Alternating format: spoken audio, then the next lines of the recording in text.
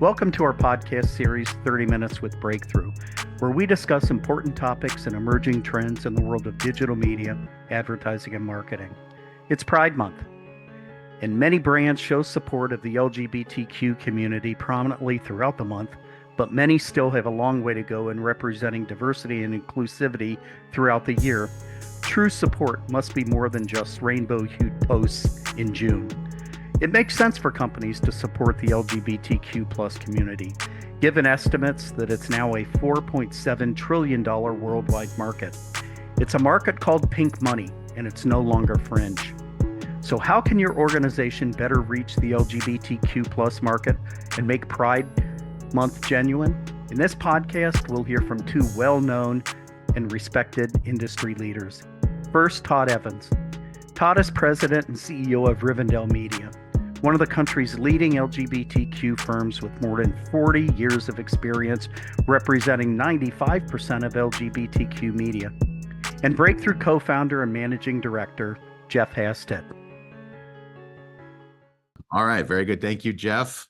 Welcome, Todd, president and CEO of Rivendell Media, based in New Jersey. A Brkthru partner for a long time now, and both partners here in the LGBTQ media space. And it's so great for you to join this morning. Yeah, well, thanks for having me. It's nice to see you in your new location, even if it's virtually this time. But usually I see you here in my conference room. I do. I know. That's why I recognize exactly where you're sitting at the head of the table there. So we'll be out there. I'll be out there at some point this summer. But yes, thank you very much. And happy Pride to you. Yes, happy Pride. It's been a strange one. Okay, so it's funny. I wrote a couple notes here, and it's June, it's mid-June, and strange is the appropriate word. And I say strange because last year we saw if you back up a couple years, there was a huge concern that too many brands were doing pink washing or rainbow washing. I've heard both terms, where they're only interested in reaching the LGBT community in June and they don't care otherwise. But then there was that backlash last year where Bud Light, couldn't, they kind of upset the both sides. And then some other brands started to back off a little bit, to where I noticed on June 1st this year, I see fewer brands embracing, and which is a bit unsettling. And I don't know why a brand would constantly be wishy-washy like that. You're either in or you're out when it comes to supporting your LGBT consumers. Well, it's about authenticity, right? And consumers of any type can really smell when a company is inauthentic, whether it's about being environmentally correct or whatever it might be. And the Anheuser-Busch debacle really it changed things in the sense that I guess it got the weak players out, but even some, I looked back and all through AIDS, right? Absolute never wavered in their support. And a lot of companies never wavered in their support. And what did they get in return? They got the most loyal consumer and the return on investment of something absolutely amazing. Anheuser-Busch's, that's right. Anheuser-Busch's debacle, really, it was a PR debacle on their own part, because by having no response, it caused, like you said, it caused people like me to say, oh my God, what are their other brands? Because I'm never buying them either, right? And they were never going to get that religious right group back to begin with. And I wrote an article this year on the Super Bowl with Anheuser-Busch, and they said, what did you think about their $15 million investment? And I said, well, nostalgia just doesn't work when you're inauthentic. And how they could have turned that around, they were the first company that didn't stand up really for the values they had been preaching for so long, right? And so I said, imagine if they had instead of done that $15 million investment in the Super Bowl, if they had just done an ad saying, oh, we're so sorry we didn't stand up for American values of equality and diversity. And then that nostalgia would have worked, right? And a year from now, we'd still be talking about that. Instead, nobody's talking about them at all in a positive manner. Mhm. Of any kind. Yeah, I mean, and in all reality, they did. I mean, the whole controversy started with them attempting to Yeah. be inclusive. And I mean, do you see? I've seen this a few times where people go so far to be inclusive that they're actually being exclusive. You know, and you know, again, we're talking about lack of authenticity at that point. Yeah, and what's then the other one that everyone knows about is Target, and the reason that's so sort of annoying, one, because there's a giant Target right across the street on this highway Mhm.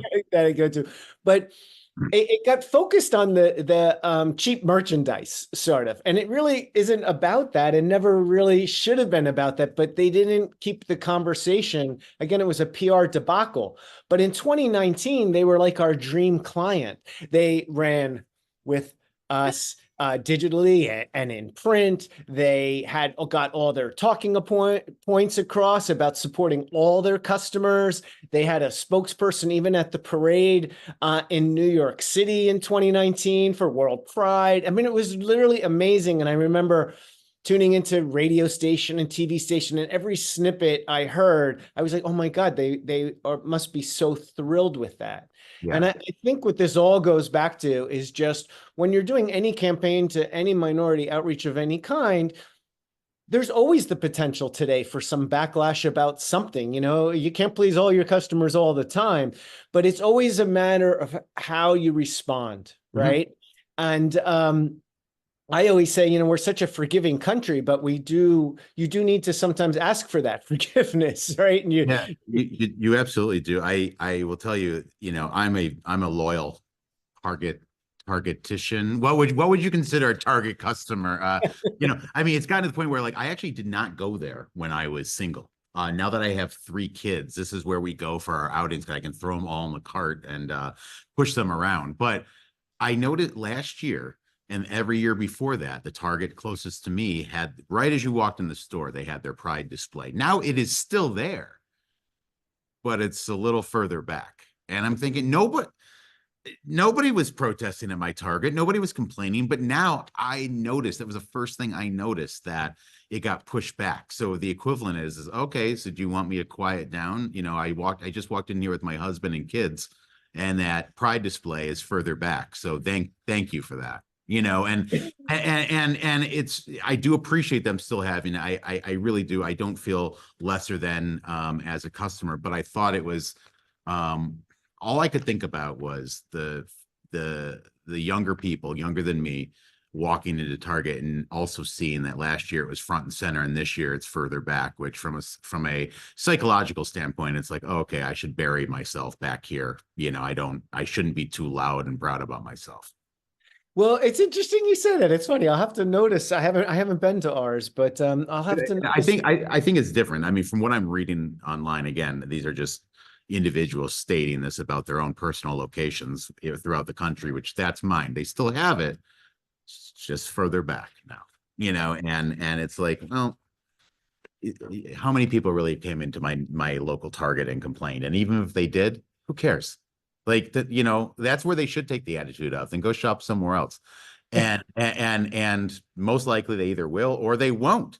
But more people will support it. Same with the Oreo cookies. Remember, for when they did the rainbow cookie ad, Nabisco rainbow cookie ad, for every 1 complaint they got 10 love letters. So it's like, why? What are you trying to prove here, and to who? No, it's so true. And it's again, I always say a test of a friendship. It's easy to be friends, right? Me and you, when everything goes great. When there's a big problem, that's when you really know who your friends are and who's going to stand your back. And again, there's never been a successful boycott of any kind from the right from any company pursuing the LGBT market. Right. The only reason AB is in this mess is because they obviously weren't prepared, and then they decided no response was a good response, and that was probably the worst advice they ever got, if they even got that as advice. That's what's amazing to me about a company so large. No response is never a good response. You and I both know this running smaller companies, and that our customers would never appreciate no response. You're letting someone else tell the story for you. Right. And who wants someone else to control your own narrative? I know when people talk about my company, sometimes I cringe. I'm like, oh, is that what they think? Like, meaning they just don't understand or something. So I always try and pick up the ball there. Right. So time will tell, and I think this will soon pass. But a lot of this is just a greater extension of the politics that we're seeing in our country, the polarization, and it's up to us and companies like that to really stand up for American values, which have always been about diverse opinions and inclusion. Right. And that's what's going to help everyone raise the bar. And it's all about the almighty dollar, right? So Target, even though they've done everything right and always been a really good company, they were doing that for a reason, because they wanted to pay attention to all their customers, and especially their best customers. And most of those companies identified the LGBT community as some of their best customers. You know, what is interesting too is with a lot of these is that it's not either or. You are, by standing up for American values and being inclusive, that's of all people, all belief systems. I wouldn't, I don't think anyone would care about any religious holiday that they were celebrating or whatever. It's because that is part of America, and that's the only thing that the LGBTQ community was asking for. Was they always had a place for them there. They felt comfortable. I know I always felt comfortable shopping there. I still do, don't get me wrong. But yes, sometimes you just got to, put your foot down as a corporation goes, what we stand for. And that's the good thing, Todd. You and I both know, you mentioned Absolute as one brand. Delta Airlines, is another one. I'm a loyal Delta flyer out of the Detroit airport. That's pretty much my only choice. But I walk in the tunnel to go from the airport to the plane, and there's a picture of two men, clearly a couple, leaning on each other, talking about the flight, and how comfortable the flight is. Like, well, clearly that's been up for well over a year. They haven't backed away from anything. All the different types of customers that a company like an airline would have, so many firms absolutely celebrate. I was at the Motor City Pride in downtown Detroit last weekend, and the three domestic auto companies all had their cars pulled up there, with rainbow flags on a Ford Mustang. And clearly that they realize that that's a huge segment of their customer base, or even their future customer base. So why do some brands want, like what we just discussed? They got nervous and they felt they were in the middle of a political issue, versus others who are easily could be put in the middle of a battle, but they are like, we've been supporting these all consumers, all Americans for so many years, and we're not going to change now. There's so many brands, there's so many different companies that are doing this right, that are have always kept a consistent message to all customers. And you and I both have worked with a number of these folks. Do you think that they are just aware of the people that are not taking advantage of what was known as pink washing or rainbow washing, just genuine reaching out to various segments of society and saying, you will feel welcome coming into this car dealership. Nobody's going to discriminate against you. I mean, this is something that is the top of my mind. Anytime I go to a vacation destination, I want to make sure that, we're welcomed, that my family won't experience discrimination. And there's so many brands who do that proper, but it's not about balancing, like, we were talking about with other brands where they feel they need to like go back and forth. They just do it right. And is that because they're just not that concerned about anyone's opinion, or that's what their destination's all about, so that's why they're not concerned? Or do they realize that it's such a large growing segment of the population? I mean, the latest, I didn't even realize this number, Todd. You'll have to confirm this for me. What is it? $4.7 trillion market worldwide. Clearly not fringe anymore. No, well, I think the stat for the US is 1.5 trillion, but it is pretty amazing. You know, we all have economic power, right? Every group, Americans have economic power, subgroups have economic power. And that's really what it's all about, is tapping into that economic power. You know, it's interesting you mentioned Delta, and I know you fly a lot and so on, but you know, that's the perfect intersection of travelers and then LGBT people. It's an overlap that they know are some of their best customers. So they're not going to shy away because most Americans in survey after survey do support diversity, right? Mm-hmm. We're just living in a time where companies don't want to be called out. I think that's what a lot of it has to do. And Budweiser did the ultimate thing by firing their chief marketing officer, right? And someone told me behind the scenes that it was really done on purpose that way. And they didn't come out with a statement on purpose because they didn't really care. And I kind of believe it because they still never tried to pick him back up. But I will say that my biggest disappointment is the whole spirits industry really is absent. This is the second Pride in a row we haven't had spirits campaigns. And that even goes to Pernod Ricard, who owns Absolute, right? And I'm annoyed that a company that knows better and has the actually opportunity to bring back that nostalgia that they've always had or reaffirm their commitments. It would be an excellent time for a spirits company to reaffirm their commitment to our community. And you know, the spirits industry is one of the oldest supporters, though, going back to the very first gay bars, obviously serving. That was one of the few places that LGBT people felt secure. And so they were drinking spirits. They were probably one of the earliest supporters without realizing it. No, they were. That was our first major national account was Absolute. It was 1981. And then don't forget, it wasn't long after that the AIDS crisis hit. And I remember we had this, a similar thing happen today, but they stayed with us. And that's why they got that return on investment. It's just now, you know, the people that all remember that are getting older. So it's a really good time to, you know, advertising is all about reminding people what you were doing. I've been reaching out to them. They have not reached back, but if I were them and I were doing the marketing, it would be a perfect time to resurrect some old ads and say, we were there, we're still here, and we still want your business.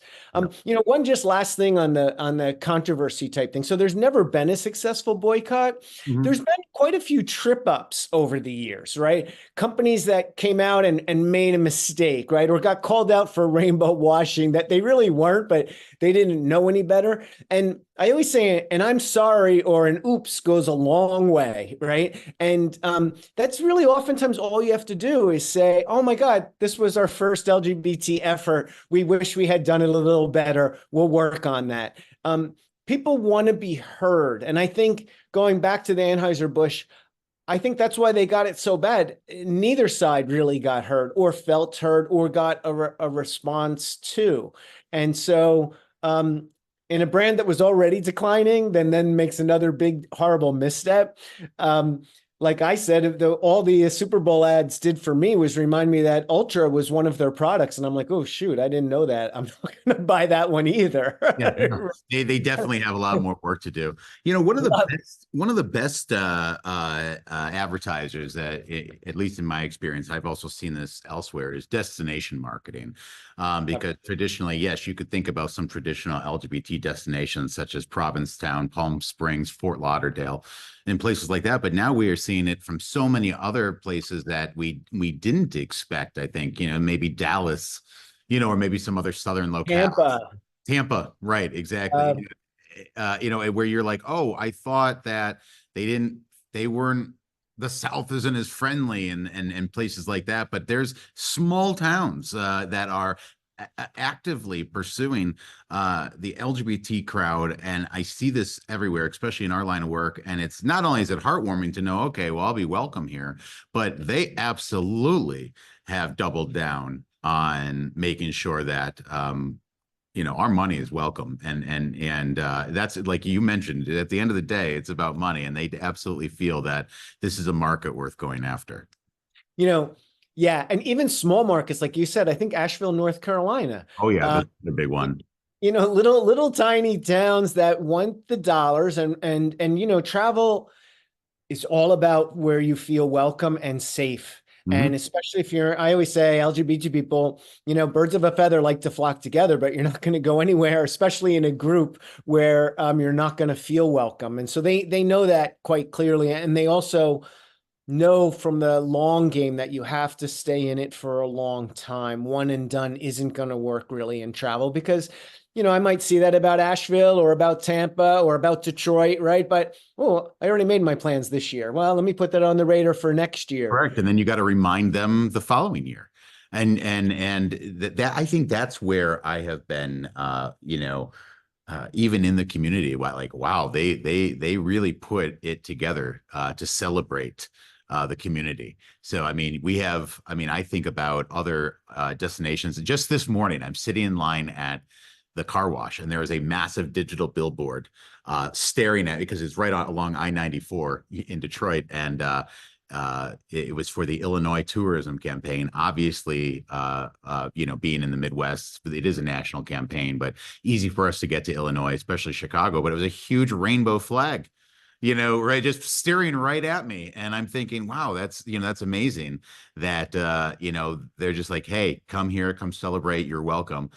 Drive over here and visit Illinois. I look at some of the campaigns that Visit Phoenix is doing, actively marketing towards the community, not just with things that they have for, let's say, directed exactly at LGBT, but hey, we know you golf, we know that you like spas, and you like all these other things that are great about the Phoenix area. So you're welcome to come here, and we will treat you very well. And so seeing this, across the country, where there's an active push is part of their marketing message to the LGBTQ community. I am thinking all the marketers should take notice. Well, there's a famous study. It was when Philadelphia did theirs. Get your I forget the name of the campaign, but Philly decided to do a campaign. They were the first destination that spent more than $1 million. But if you know Pennsylvania, it's like 2 blue dots and the rest of it's like Utah, right? That's a lot. That's a lot of states, but you're absolutely right.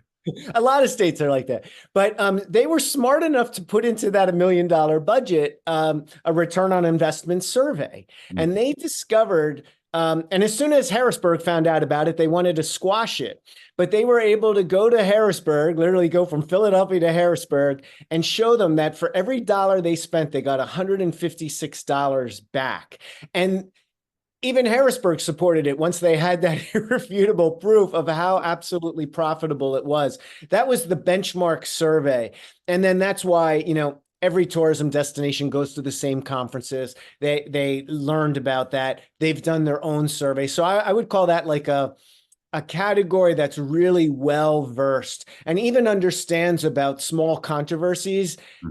Oftentimes they're in for the long game, right? So here today, gone tomorrow, but they're going to be there, and they want you to know every time you go back to Illinois, there's a different place to go that you might not have been before, and we want your business. Exactly. And I think I know Illinois is doing it because people think of Chicago first, but you can go elsewhere in the state, Springfield and Peoria and these other places where they absolutely also celebrate it. Even in my home state of Michigan, I remember there always had been Pride, Motor City Pride, but now individual suburbs, my own suburb, which has a history, Grosse Pointe, Michigan, which has a history of being a kind of a, for lack of a better term, a waspy area. We have a Pride now. It's about 5 or 6 years old, and the fact that I can go walk down the street with my kids, and it's a very well attended Pride. It's like, if I told my parents about this, they couldn't believe it, because they're like, wow, those people They were different. They would have normally supported that, but we've all aged, right? We've all grown up and realized it's worthy of it. West Michigan, which is traditionally very conservative, Grand Rapids has a really large pride, and they are very large about supporting it on all their social media and their, tourism materials. And I would have thought I'd never see that ever, because of how conservative that area was traditionally. But things have really, the destinations themselves, they don't fall to the old stereotype. They absolutely want to renew themselves and rebrand themselves as very welcoming places. And I think a lot of it. Oh, I'm sorry. Go ahead. Well, I was going to say the thing about pride, there's a lot of controversy within our community, one and done, or why should you come in to just do pride and not the rest of the year?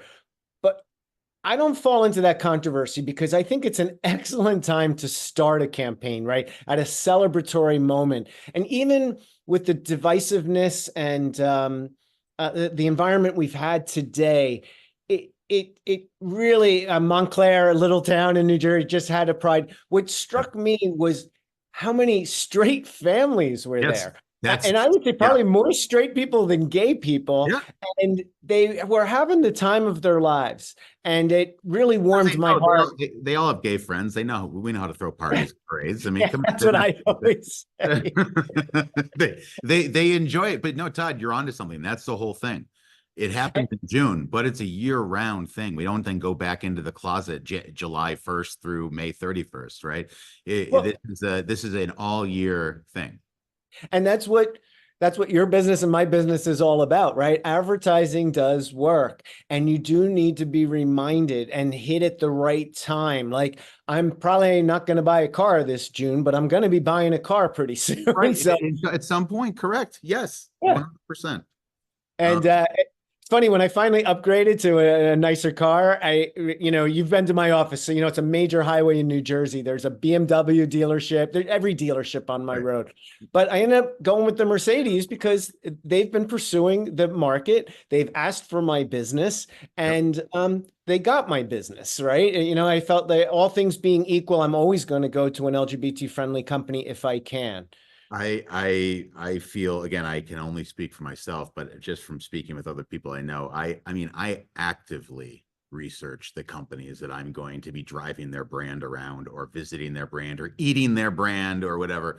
That, and I think we all know, like, certain brands that I won't touch that rhyme with Chick-fil-A. I don't care how many of them that they build around me. I refuse to go. I will go hungry. Because of their non-support for the community. And so I'm not going to spend my money there. And so you're absolutely right. I am the exact same way. I drive a few different brands, but one that I've consistently driven is Ford. And they've been consistent since the late 80s, I believe, advertising in the Advocate, their brands. And they got a ton of shit, for doing that back then. But they basically said, screw you, we're going after these consumers, and get over yourself. And it was a good call. Back to sales, right? What got the spirits, after Absolute, wasn't long after that, the first beer that really came in was Miller, and they supported the March on Washington. And it was this guy, it was a champion within the company, where a lot of these things do start. And sure enough, after that march, the whole area in the DC area ran out of Miller beer. And he said, they're sitting at this meeting like, why did that happen? Oh, how could that have happened? And he's like, guys, we sponsored the March on Washington. It was the largest LGBT, gathering of its kind. And then they were, I think, our best client for 10 years after that, nonstop, about the dollar. The dollar really made a difference for them. And so much of our social things, parades, and all, it does revolve around spirits, right? Most LGBT businesses are bars. And another reason they were first, which a friend on a panel like this, a friend of mine pointed out, he goes, well, they were the first that were really able to track the direct sales, right? Absolute was able to really measure from their best distribution points, identify gay bars, and that it really moved product. One great thing to think about this year is with every controversy, there comes opportunity. Absolutely. And if I were in the spirits industry right now, I would have been in this Pride for sure, because they would have been the only one and they would have stood out and it would have made a difference. And it's always those companies in the tough times, or those people or your friends in the tough times that show up, that you remember. And so I think it's a lost opportunity for a lot, but there's next year for that. And then there's the rest of the year to introduce anything into that category in particular. Yeah. Another thing all about sales. Why does Gilead Pharmaceutical control 70% of anything to do with HRC pharmaceutical sales? It's because they've been in the community and they have never stopped. I remember one of the first phone calls I got during COVID was, "Hey, Todd, we know how much LGBT media, our ads and all that really mean to the publications and the sites themselves. We want you to know right now, we're not going anywhere. We might not increase, but we're not going to decrease. We're going to hold steady." And all the way through this whole thing, they're still there and they're still strong. Right. And that means a lot. It certainly means a lot personally to our businesses and to LGBT media outlets, but I think it means a lot to the community. Absolutely. Do you think that they obviously found a niche in the community that some of the other pharmaceutical companies just decided not to pursue? Was it out of prejudice, you think? Maybe initially, and then obviously Gilead, said, forget it. We're going to focus on helping this community and making sure that they're well. And therefore, obviously, the dollars followed. It's hard to know what the big guys at the very top actually think, but I can tell you their hearts are all in the right place. Okay. They want to know how they can help and how they can really keep those community ties very strong. And so I think they're one of the good guys. But Viva is the same thing. They have a bunch of products now. This time they're trying and maybe playing a little catch up now. There's always new developments in pharmaceutical. And I think one thing that, because of those return on investment results are so strong, I have been getting a lot of reach out about other things that we over index on, right? Like we over index on depression. We over index on hepatitis. Different things. And so I see those product managers and those facets saying like, "Oh, this might be a good market for us too." That, the HIV was an obvious, right? Where and how are you going to market to? But it's nice to see that expand and that there are other ailments that go beyond sexual orientation, obviously, and they're not going to ignore the community. Yeah. And, I always say one important thing about LGBT media, whether it's digital or print, in general, it is mostly male oriented. It's just a fact. It's just when they do the demographics, it always shows there's a much more male read. And, if you do general marketing, one thing you learn really quickly is it's hard to just reach a male audience outside of sports. And sports is like one of the most expensive ways to enter a market or to reach those male people. So I always say, hey, this is a bargain and it's an easy way. And we have those same concerns that everybody else does.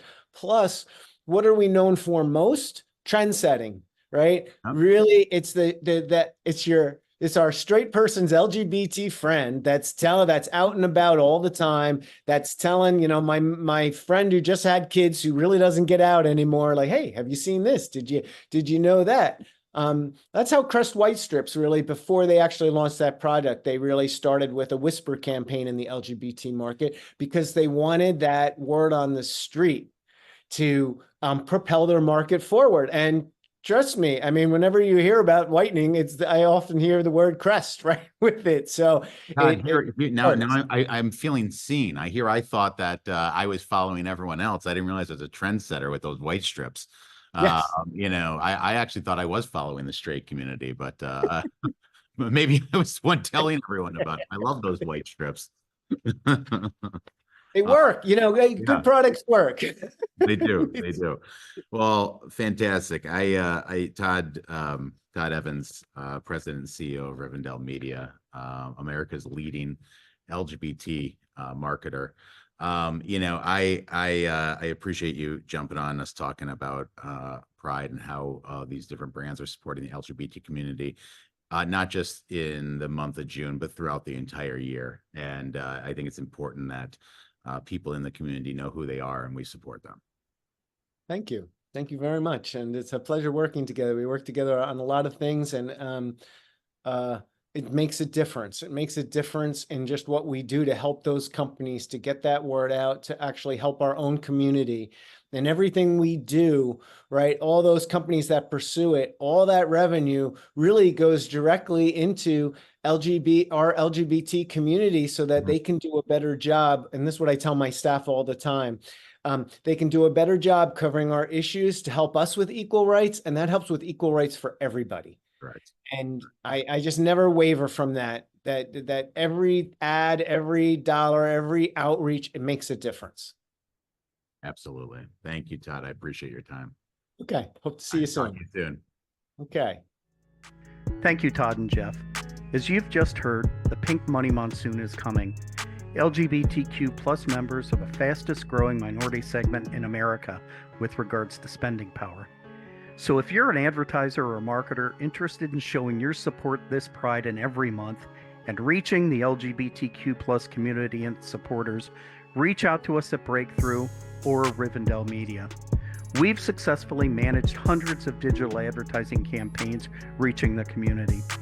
Visit our website blog for upcoming podcasts where we'll cover how to reach B2B audiences with digital media, and in this heated political year, learn about opportunities for candidates and issues and the impacts of political advertising on all of your campaigns. And thank you for tuning in.